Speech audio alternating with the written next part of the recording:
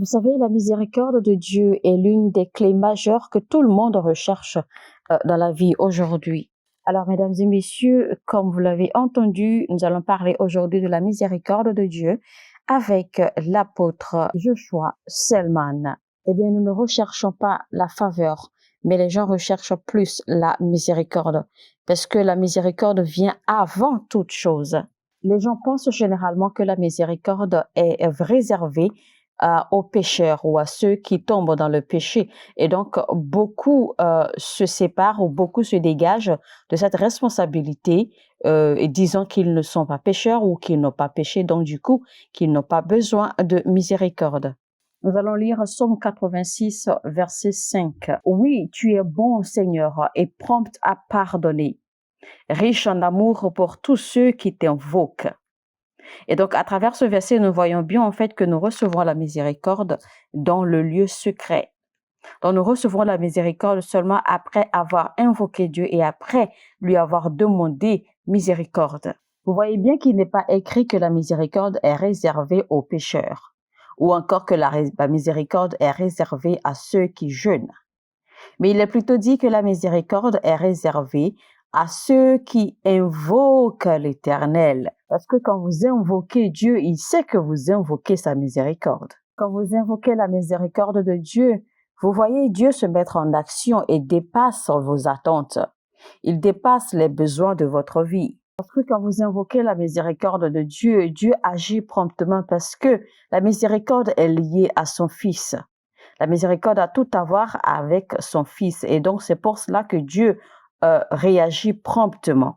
Vous savez qu'il y a des gens qui réussissent, des gens qui prospèrent dans la vie alors qu'ils portent encore des malédictions. Ces malédictions ne sont pas enlevées, ces malédictions ne sont pas détruites et pourtant ces gens réussissent normalement comme si de rien n'était. Ce qui marche pour eux, ce n'est rien d'autre que la miséricorde de Dieu. Nous allons lire Lamentations chapitre 3 à partir du verset 21. Car les bontés de l'Éternel ne sont pas à leur terme et ses tendresses ne sont pas épuisées. Donc, en d'autres termes, en fait, ce verset dit que c'est par la miséricorde de Dieu que nous ne sommes pas consumés, que nous ne sommes pas envahis ou emportés par la méchanceté du monde parce que sa miséricorde ne faillit jamais.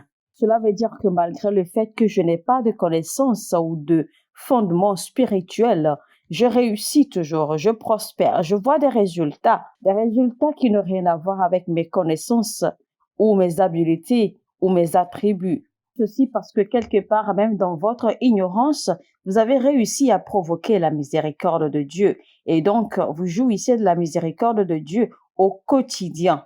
Les résultats que j'ai commencé à expérimenter dans ma vie avant même d'arriver à comprendre les principes spirituels, veut dire principes spirituels qui normalement contrôlent la manifestation de ces résultats. Beaucoup de personnes ne vous diront pas ces choses-ci parce que la plupart des gens vous feront croire que tous les résultats ou toutes les évidences dont ils jouissent en fait sont la résultante de leur obéissance ou de leur application des lois et principes du royaume, etc. Mais non, parce qu'il y a des évidences en fait dont vous jouissez sans même avoir respecté les principes du royaume, sans même avoir respecté les commandements de Dieu.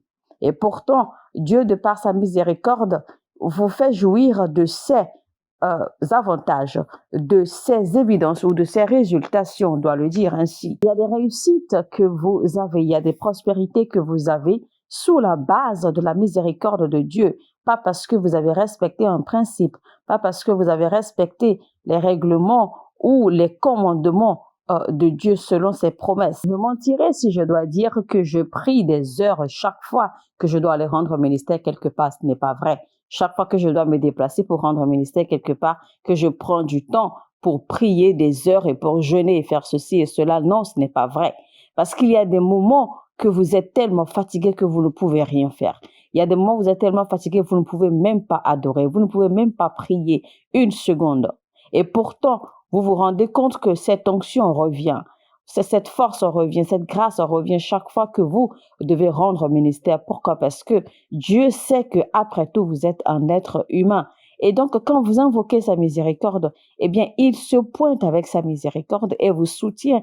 Et vous voyez des manifestations, pas parce que vous avez jeûné, pas parce que vous avez prié des heures pour un tel programme ou pour un tel culte, pour un tel service, etc. Mais à cause de la miséricorde de Dieu qui se manifeste à des moments donnés, surtout même, parfois même à des moments où vous vous y attendez le moins. Et vous voyez des manifestations, vous voyez des miracles, vous voyez des évidences qui se produisent. Tout ceci par la miséricorde de Dieu. Lisons Psaume 25 du verset 6 au 7. Éternel, souviens-toi, tu es depuis toujours un Dieu compatissant et plein d'amour. Ne tiens plus compte de ces péchés de ma jeunesse, de mes fautes passées, mais traite-moi selon ta grâce, ô Éternel, toi qui es bon. Quand ils subissent, d'accord, dans leur vie adulte ou dans leur vie présente, les conséquences, et malheureusement, ces conséquences se répètent ou s'étendent même sur la vie de leurs enfants, de leurs petits-enfants, c'est-à-dire sur la vie des générations qui viennent après eux. Pourquoi? Et en réalité, ce n'est pas que leurs enfants ou leurs familles sont sous le coup d'une malédiction, mais c'est plutôt les conséquences des actes de eux, parents, dans leur jeunesse, dans leur passé, qui sont en train de s'étendre sur les enfants et continuent sur la génération qui suit. Et donc, quand la prière dit ici, Seigneur, ne te souviens pas de mes transgressions passées, ni des péchés de ma jeunesse.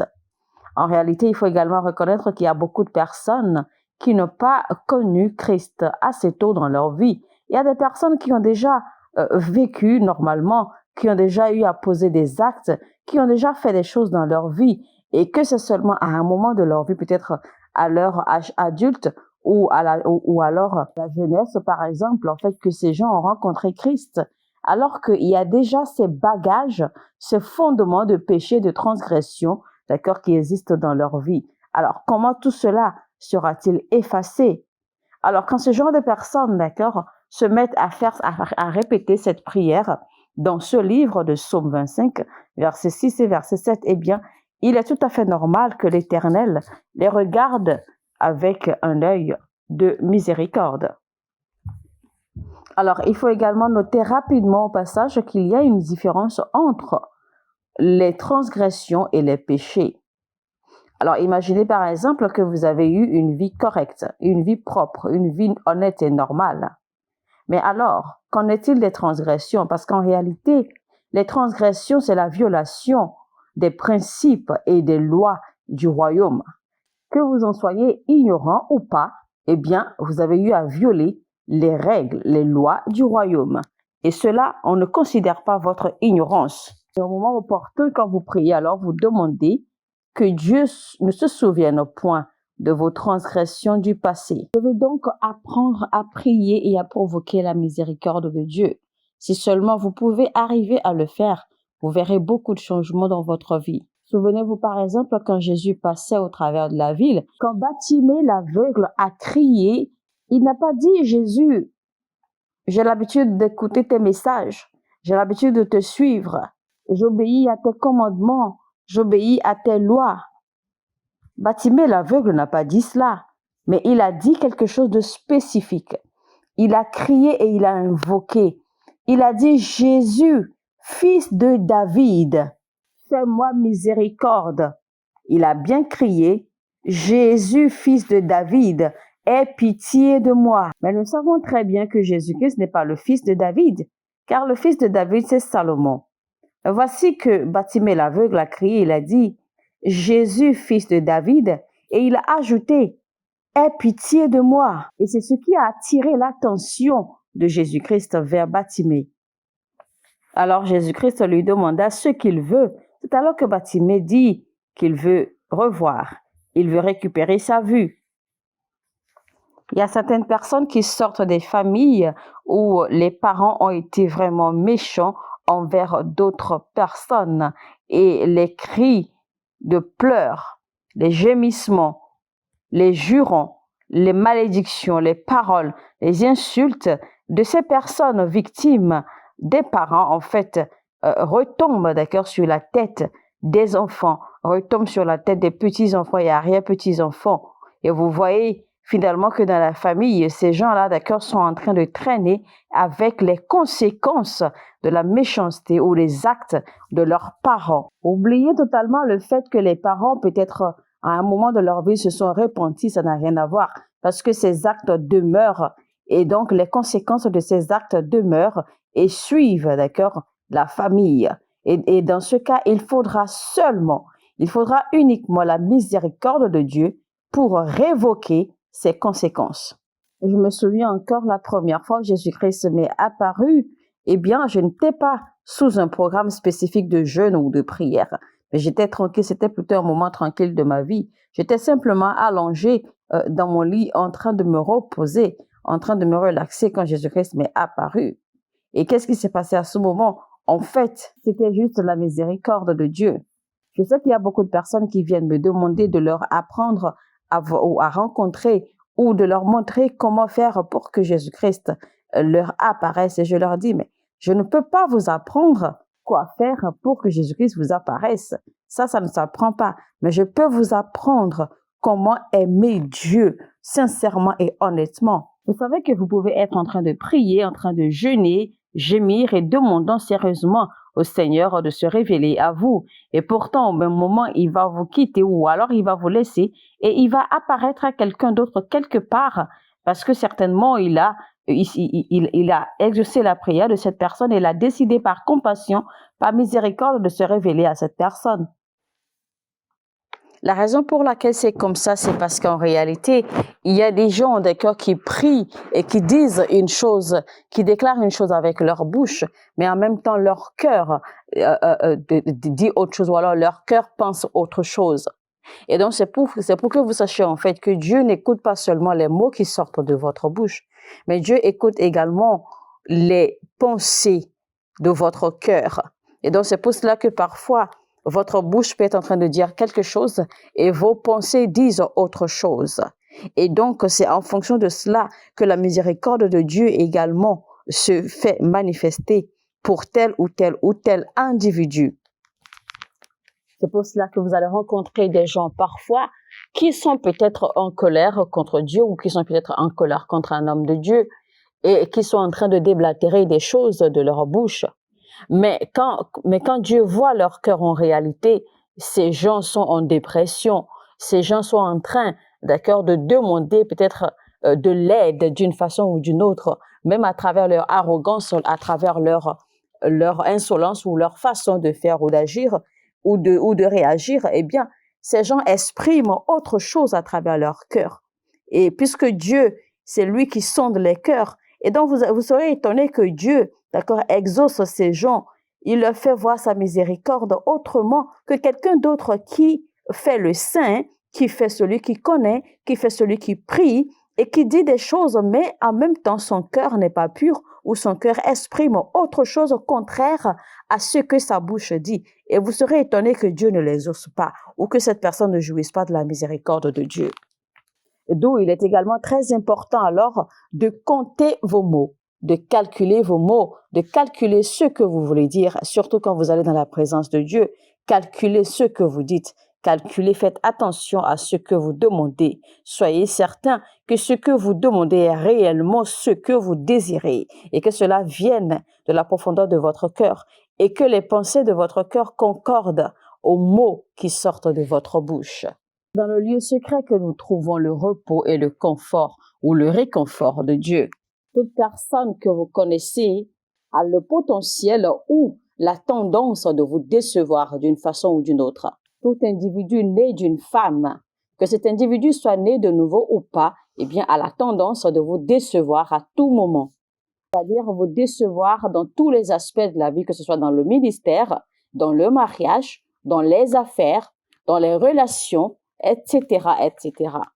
Il existe un seul endroit que l'Éternel a fait où vous ne serez jamais déçus, où les faibles se réfugient, où les opprimés, les dépressés se réfugient, où ceux qui ont besoin d'aide se réfugient. C'est le lieu secret de l'Éternel. Là où vous trouvez le réconfort, là où vous recevez sa miséricorde et sa grâce, c'est son lieu secret. Là où il vous attend. Il faut simplement l'invoquer. Apprenez à l'invoquer à tout moment et apprenez à provoquer et à déclencher sa miséricorde. Et vous verrez sa miséricorde en action dans votre vie et précipiter ou accélérer les choses pour vous. Vous verrez sa miséricorde accomplir les choses dans votre vie au-delà de vos attentes. Amen. Mesdames et messieurs, c'était donc la miséricorde de Dieu avec l'apôtre Joshua Selman. Alors, si ce message vous a édifié, vous avez envie de soutenir cette chaîne et d'apprécier l'œuvre que nous faisons sur cette chaîne, eh bien, c'est très simple. Regardez simplement dans la description de cette vidéo. Vous verrez les numéros WhatsApp à contacter pour plus d'informations si vous voulez, par exemple, envoyer des semences ou devenir membre ou partenaire de cette chaîne.